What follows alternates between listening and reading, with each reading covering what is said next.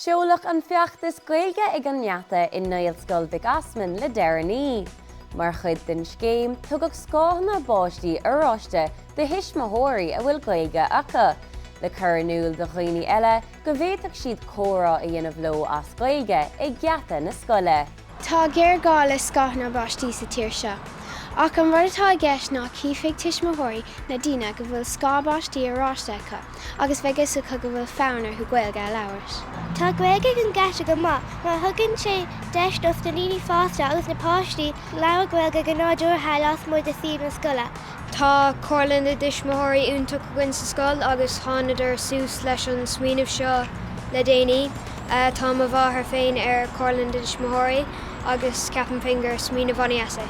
Bhíos is smaoinemh margheall ar na tuismitheoirí fannacht ag an nGeata ar aonos tá siad fnachlinn na leanaí a teachtamach agus más féidir linn Gaeilge a bheith álartaigh ag an nGeata beag na leanaí teachtamach leis an Gaeilge agus is féidir leis an Gaeilge iad a leanúint an san amachchas an nGeata isteach sa chóirt agus a bhaile chuma.